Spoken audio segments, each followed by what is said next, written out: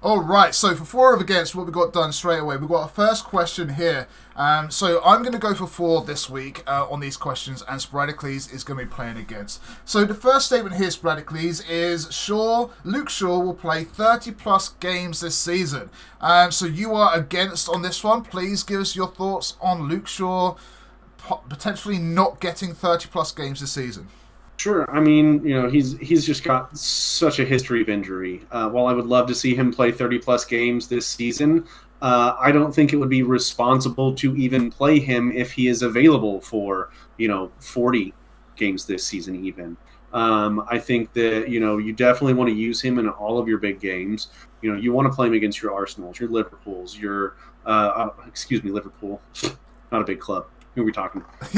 Manchester City, excuse me. So Arsenal and Manchester City, you want Luke Shaw in those games. We saw Harry Mass shut down Mohamed Salah to pretty good effect last night. So I'd love to see him come on and take some of that pressure off of Shaw. But I think he's going to have at least 2 bouts of injury that are going to keep him out for 5-10 games this season, like he always does. Yep. And then you're still going to have to rotate him and kind of reintroduce him slowly.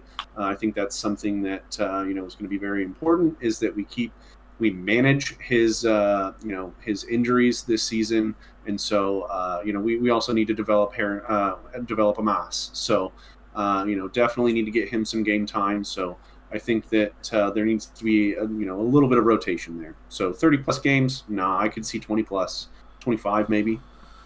Okay, good argument. I absolutely look. The guy has literally been injured for 6 months or so. He's just gone and played 2.5 games in the Euros. He's now literally just had a 3-week holiday. So the matches he's played within 12 months has not been a lot. Has he been keeping fit? Mate, when he played for England, the size of his legs were far superior. Like, he's got tree trunks for legs now. Like, he's really put some conditioning in. I don't have a question with his ability. I think he's going to be fit. I think he's strong. I think he's ready. I've got a worry about his fear factor, though. Like, when he played for England, he seemed a bit timid on the ball. Didn't really want to go forward. Didn't really want to get involved in challenges. I just think there's a little bit of a fear factor.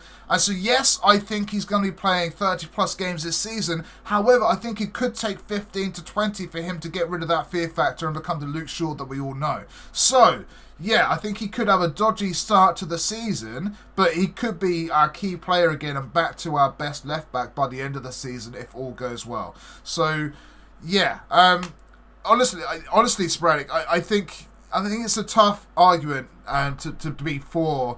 The history goes against him, if I'm honest. I'm happy to go against with you on this one, and I think you got a strong argument to go for there. Unless, you happy with that? Yeah, I mean, I think most people would agree. He's just not too keen on staying off that table. Yeah, again, let us know your thoughts and opinions down below for each and every single one of these for or against. Again, tweet us and get going. That'd be awesome. Topic number 2, for or against number 2. So David De Gea on 90k a week improves our squad. I'll go first on this one. Obviously, I'm for this one. I haven't even got the for. There we go, 4 against title. I forgot all about it. Anyway, first episode, we're learning. We're on job. It's all good. So David De Gea, 90k a week, improves our squad. Now, people have been trying to sign David De Gea over the last, since he left, honestly. Now, the news is that he left because of disagreements with some of the executive staff at the top, like Richard Arnold and Woodward and stuff like that. And so he ended up not working out, and he's basically been unemployed ever since. Now, those people have gone. People have been talking about where's he going to go, and he's been saying he's been offering his services around to other clubs for 90,000 a week. That's where that number comes in. And I'm like, I don't know what Onana's on in particular. He might be on like 150 or like, I don't know, 125 or whatever. But my point is, I would bring David De Gea back for 90,000 a week. One, because he used to be on 325,000. So we're saving money.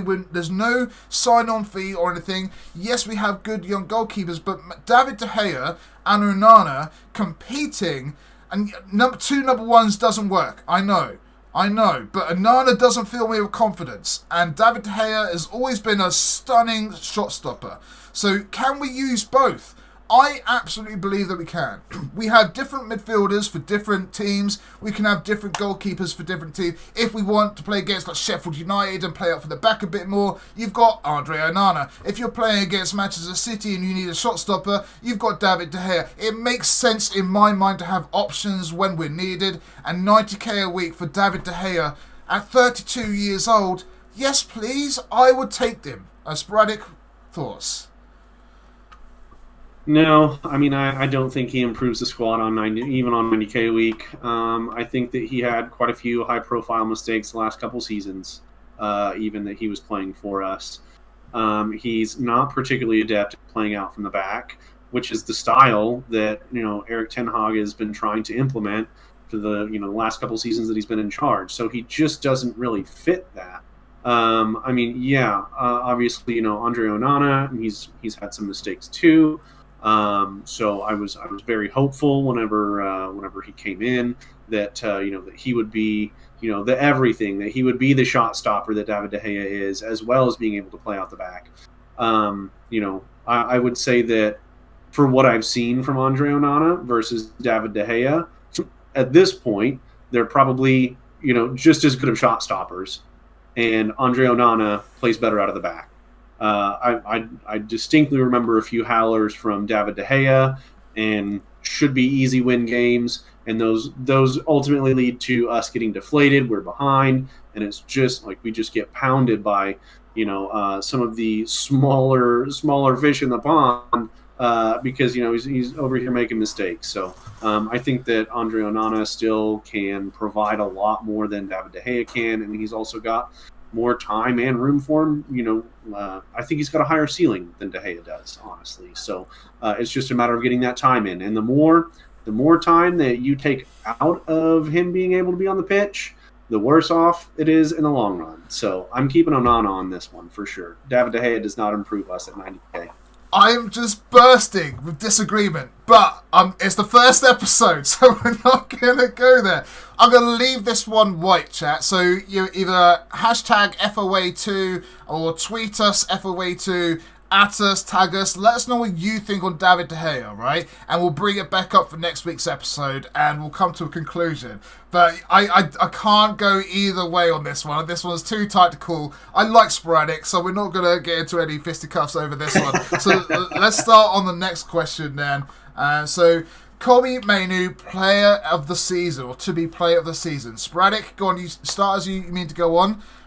Against, how do you think he's not going to be player of the season? Is it too early for him or what? Oh man, 2 words: Bruno Fernandes. I mean, he is our squad. I mean, he's the embodiment of our squad. He's our captain. And I honestly I had reservations whenever he first got the captaincy, but honestly I think that he goes out and he fights every single game. I think that the squad is infinitely better whenever you put him in it. If you took the squad without both of those players and you put in Bruno Fernandes and not Kobbie Mainoo, or if you put in Kobbie Mainoo and not Bruno Fernandes, I think you're better off with Bruno Fernandes in the squad instead of Kobbie Mainoo. Now, they're going to unlock each other in a lot of different ways. I think having them both on the field is going to be phenomenal. But I think it's difficult to argue with the quality that Bruno Fernandes has continued to bring game in, game out against the big teams. Against he's our primary creator, and that's what we really need, is to be able to create these opportunities and to score goals. Look, if we ship 2 goals each game, then as long as we score 3, we're in there, right? And we're not scoring 3 goals without Bruno Fernandes. We're just not. So I think Bruno Fernandes is going to be a shoe-in for player of the season again. I think Kobbie Mainoo is one for the future, but the future is not just yet on player of the season. I hear you. I think you made some valid points there, but this is where I'm coming from, Sporadic. Kobbie Mainoo played 6 months last season. He won Young Player of the Year. He won us the FA Cup with his goals. He won us the FA Cup against Wolves with that late goal. He scored against Liverpool. He's performed. His first 3 games were like Chelsea, Everton and Newcastle or something like that. And in one of those games we scored that worldie of Garnacho's overhead kick, which is literally our logo, by the way. Like, so he's done so much in such a short amount of time, and he's literally cancelled the Alexander-Arnold experiment that England midfield went with for England. And Gareth Southgate tried everything but play Kobbie Mainoo, from Gallagher to Arnold to mixing and matching. But Mainoo's the answer. He is the truth. He is the most natural midfielder that we have, and yes, I'm including Jude Bellingham. Bellingham loves to get forward and attack, and he's a bit more of a general. He's a bit more arrogant about him. Whilst Jude is doing all of that, Kobbie's literally gliding across the pitch, in between players, dodging, weaving tackles. He is just, he is the answer. He is the main man in Mainoo, and I can't see anything but yes. Bruno Fernandes but he's going to be turning 30 this year. I think he's going to have. I just think Mainoo is just the answer. He is just too good, and I can only see him getting better for this season. And he was breathtaking last season. So yeah, onwards and upwards. International experience is going to do nothing but wonders for him as well. I can't see anything but player of the season. I'm not even putting that up for debate. This time, Spray. He's going to be our player of the season, and then Twitter can have a go at us and rant at us for their decision. What do you think? All right. Well, time will tell just how wrong you are, Sam. So. That's all right. We'll see. It's fine. I think it's sure it's good. But guys, look, that's pretty much the wrap up for our episode for this week. Again, I'm going to be doing a small individual video on Tuesday on Rumble, just to give you guys the heads up on the news and reviews. You will see sporadically, probably on the Friday at some point beforehand, if we can get that to happen. But yeah, I just, for myself, thank you so much for listening. If you have been listening all the way to the end and you enjoyed yourself, look, leave your honest feedback below. This is just a template for our show going forward. Anything and everything you see can be tweaked and changed and improved going forward. Anyway, I want to see at least 10 follows before next episode. That would be fantastic, right? So just show your support. This is the start of our journey. Please come and join us. And I would love to meet as many of you as I can next year at pre-season. That would be my goal. Sporadic, anything you'd like to say before we wrap things up? I mean, this is definitely something that I've been looking forward to for a long time, something that I want to bring my passion into, and that other people, I think can get passionate about. This is going to be kind of an open forum for a lot of people too. So, we want the dialogue, we want the conversation. Bring it to us. Let us know what you think about all of it. Let us know, what you like, what you don't, all of it. And to Saf's point, man, you gotta see those followers coming up. So, 10, 15, 20. Let's just keep on going, and I'm really looking forward to getting to meet everybody that's going to be involved in our community, and hopefully, like you said, at some point we can all meet in person and have a drink and just share our love of our favorite team. So, looking forward to it. We might have to set a goal of some kind, Sporadic, because what we could do something. If we reach that goal by Christmas, we could do like a Christmas show or a Christmas stream or something for everyone. But so we could set targets and we can make things happen. So get involved and let the snowball keep on rolling. But I've been the Saffron Man. That's been Sporadicles. We've been RedVsRed, and we hope to see you all on social media over the coming days. But we'll definitely be back here on Rumble this time next week. So we'll see you next time. Till then, peace.